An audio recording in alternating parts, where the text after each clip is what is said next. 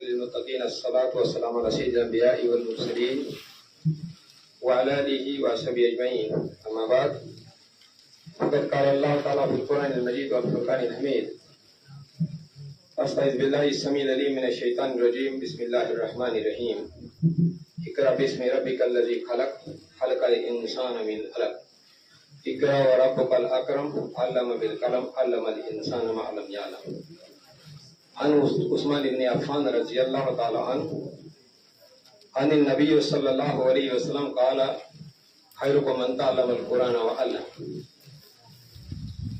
دائس پر تشریف فرما صدر ضلع اور اس مجلس کے صدر فضیلت الشیخ عبدالقیوم سراجی صاحب اور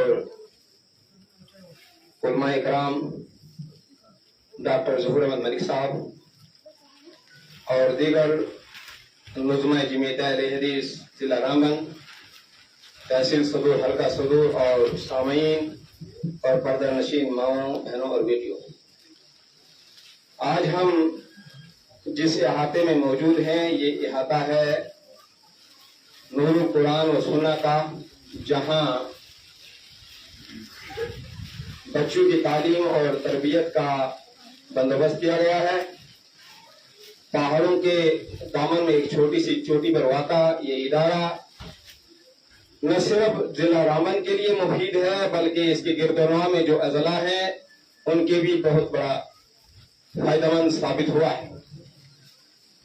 میرے ڈوڈا کی بہت ساری لڑکیاں اس ادارے سے فارغ ہوئی ہیں اور آج وہ لڑکیاں اپنے علاقوں میں ضرور کہیں نہ کہیں قرآن و سنت کی خدمت کرنے میں پیش ہیں. اللہ تعالیٰ نے انسان کو علم عطا فرمایا ہے اور اس علم کا آغاز قرآن کریم کی جو آیات کریمہ میں نے آپ کے سامنے تلاوت فرمائی سورہ علق کی، جو ابتدائی آیات کریمہ ہے جو محمد رسول اللہ صلی اللہ علیہ وسلم پر غار حرا میں نازل ہوئی، ان میں بھی علم کی اہمیت کو بیان کیا گیا ہے. اور اس کے ساتھ ایک حدیث جو میں نے آپ کے سامنے بیان فرمائی اس میں بھی علم کے تعلق سے ہی بتایا گیا ہے. لیکن کیا بتایا گیا؟ خیرکم من تعلم القرآن وعلم. تم میں سب سے بہتر، سب سے فضیلت والا وہ ہے جو قرآن سیکھے اور سکھائے. کس کو بتایا بہتر؟ قرآن سیکھنے والے کو اور قرآن سکھانے والے کو.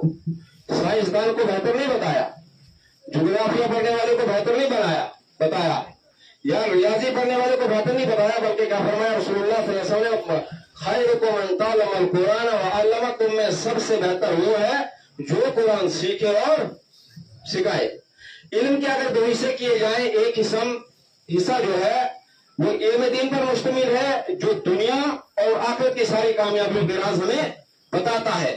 وہ یہ بتاتا ہے کہ آپ کو کس راستے پر چل کر کے دنیا میں بھی کامیابی عطا نصیب ہوگی اور آخرت میں بھی آپ کامیاب ہو جائیں گی. اور دوسرا علم جو ہے وہ دنیا کی ساری کامیابیوں کے راز آپ کو بتا سکتا ہے، دنیا میں ساری ترقیوں کے زینے چڑھنے آپ کو سکھا سکتا ہے، لیکن آخرت کا اس میں کوئی تصور نہیں ہے. سائنس اور مرضی جتنی پر دو، جتنے آپ آسمانوں کے اوپر چلنے کی کوشش کر لو اور زمین کے تہ تک جانے کی کوشش کر لو، لیکن آپ کو کوئی ایسا سبق نہیں ملے گا جو آپ کو جنت اور جہنم کی تمیز بتائے گا اور یہ بتائے گا کہ کون سا راستہ چل کر کے آپ کو جنت میں لے جانے والا ہے اور کس راستے پر چل کر کے آپ جہنم پہنچ جائیں گے. والدین کی خدمت کا کوئی اثر آپ کو اس میں نہیں ملے گا. جغرافیہ مرضی جتنا پڑھ لیں، آپ کو اپنی زوجہ کے حقوق کا کوئی علم نہیں دیا جائے گا. اسلام جو ہے، قرآن جو ہے، اللہ کا جو دین ہے، یہ ایک ایسا ضابطہ حیات دیا گیا ہے انسانوں کو جس میں دنیا کی زندگی بھی اور آخرت کی زندگی کو بھی شامل کیا گیا ہے. اور قرآن کریم کے اندر جب آدمی غور و فکر کرتا ہے تو تدبر کرتا ہے اس کے معنی اور مفہوم کے ساتھ. خیرکم من تعلم القرآن جب ہم پڑھتے ہیں تو قرآن کریم کو سیکھنا اس کے تلاوت کے ساتھ بھی، اس کے معنی کے ساتھ بھی اور اس کے احکام کے ساتھ بھی ہے. جب اس پہ غور کیا جاتا ہے تو معلوم ہوتا ہے کہ اللہ تعالیٰ نے پہلے دنیا کے بارے میں بتایا ہے پھر جا کر کے آخرت. اگر آپ کو دنیا میں کامیاب ہونا ہے تو قرآن کی طرف آنا ہے.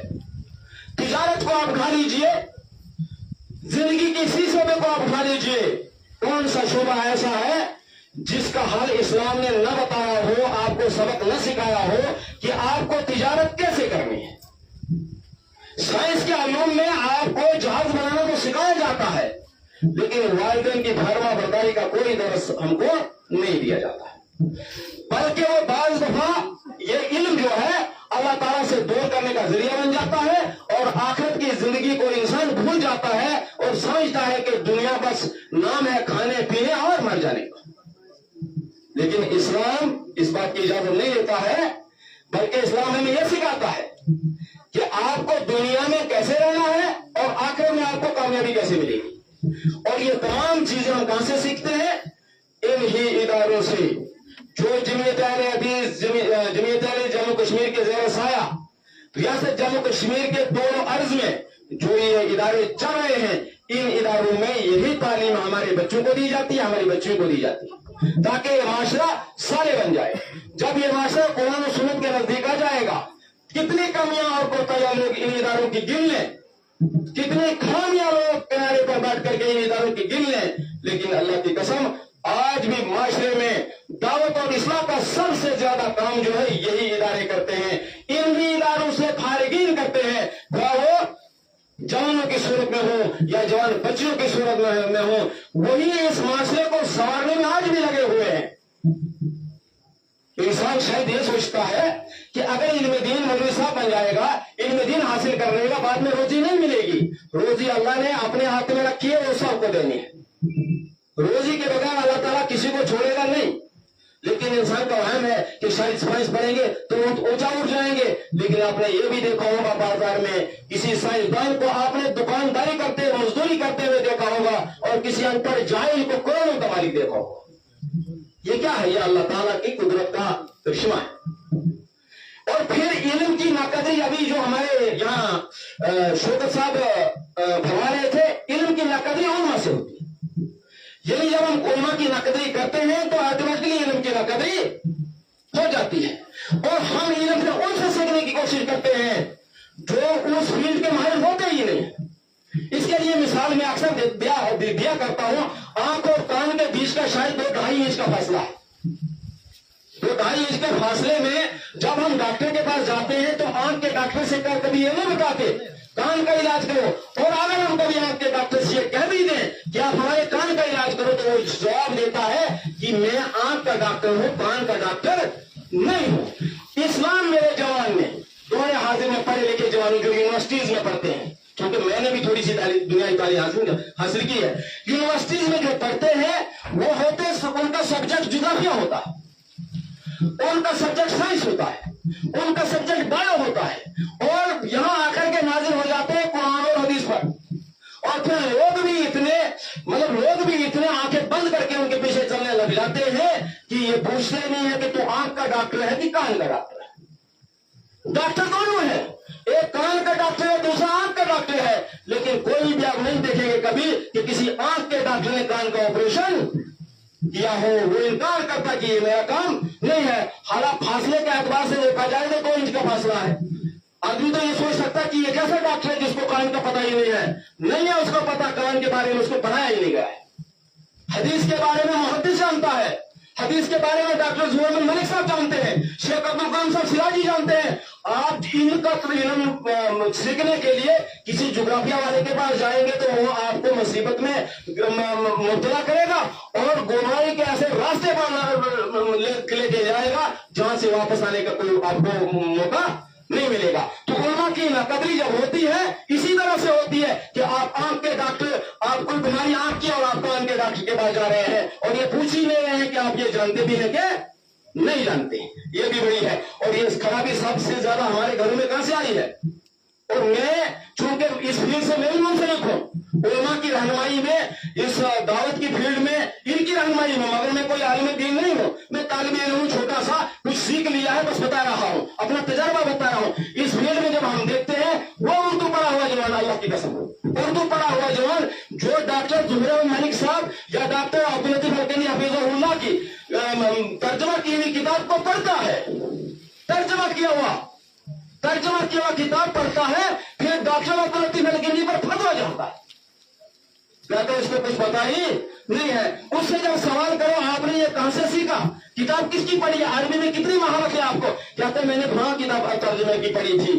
تو ترجمے کی کتابیں تو ڈاکٹر صاحب نے کی ہے، ڈاکٹر صاحب نے ترجمہ کیا ہے किताब का।